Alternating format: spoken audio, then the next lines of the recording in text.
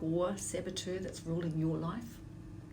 Many of the defense mechanisms that we experience throughout our life that protect us connect back to one core saboteur, and that is the judge.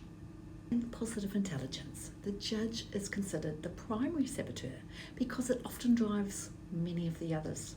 It's like the captain. The hyperachiever, the pleaser, the restless pattern, the perfectionism, the controller. Underneath many of them is judgment.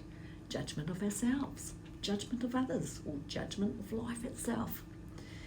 And most of us don't even realise how constant this inner dialogue, inner critic can become. Self-judgment may sound like, I'm behind, I'm always behind, I'm rushing, I'm not enough, I should be doing better, why do I always fail? Judging others may sound like, they should know better, why are they acting like this? Judging circumstances often sounds like, this shouldn't be happening, life shouldn't be this difficult, why does it always happen in threes? Over time, this constant internal criticism creates stress. And this stress can appear in three core areas of our lives: our performance, our relationships, and our well-being. In performance, it creates pressure, perfection, and mental exhaustion. In relationships, it creates frustration, disconnection, unrealistic expectations. And in well-being, it keeps the nervous system high alert, activated through ongoing stress and tension. Many women over 50 have spent years carrying responsibility, meeting expectations, demands of others, supporting others, and pushing through that stress. So judgment can quietly become normalised. Mental fitness teaches us something important. Awareness creates choice. When we notice the judge, we create space between the thought and the reaction. That space is where resilience grows. So one small shift you could try is this. Instead of asking, why is this wrong? Try asking, what else could also be true? That question creates flexibility.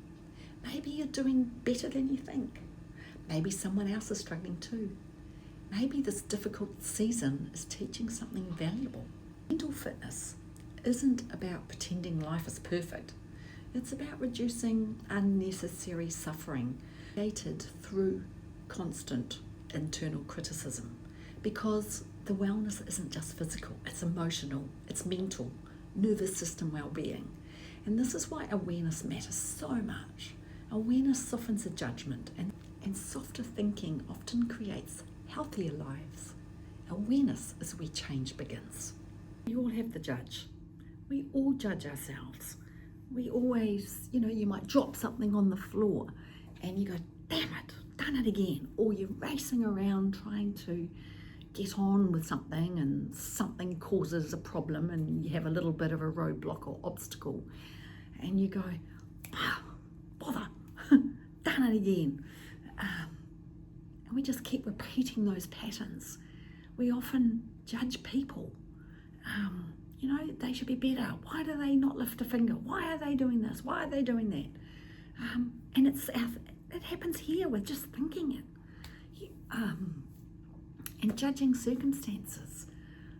Could be, the fact that you might have some regrets in life about where you are at this moment in time. You might be all alone, or you might have moved away, or all your key contacts have departed you, gone offshore or something. Maybe you're feeling a little bit hindered by some health issues. Maybe you are stuck in some place where you're just not in a good headspace. And so the natural default option is to think negatively about that situation. So I do challenge you to think about doing a 3-to-1 positivity ratio. So thinking 3 good things when you're starting to think of something negative. So one way you can start that process is just a little bit of gratitude. Just the fact that the day is a lovely, bright, sunny day.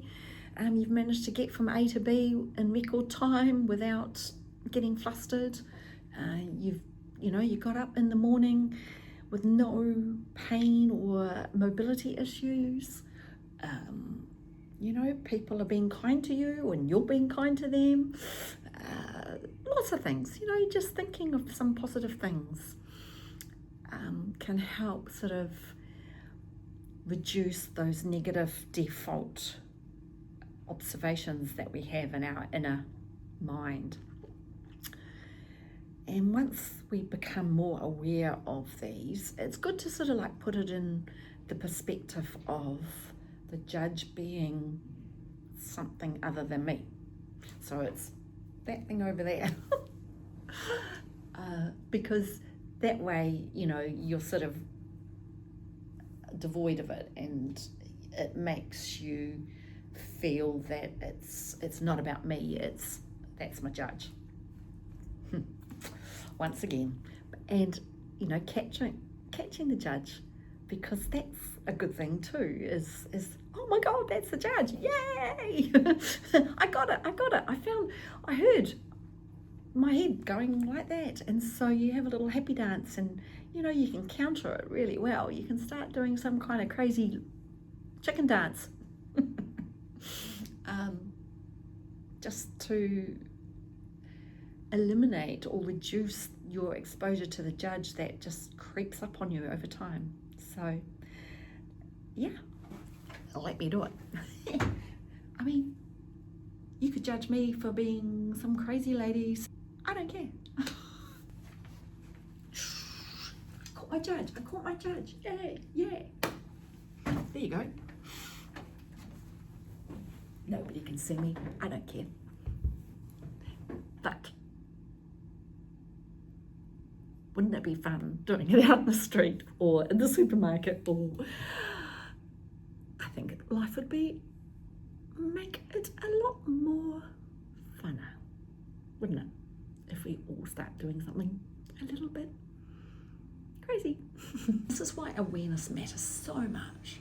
Awareness softens the judgment, and awareness is where change begins.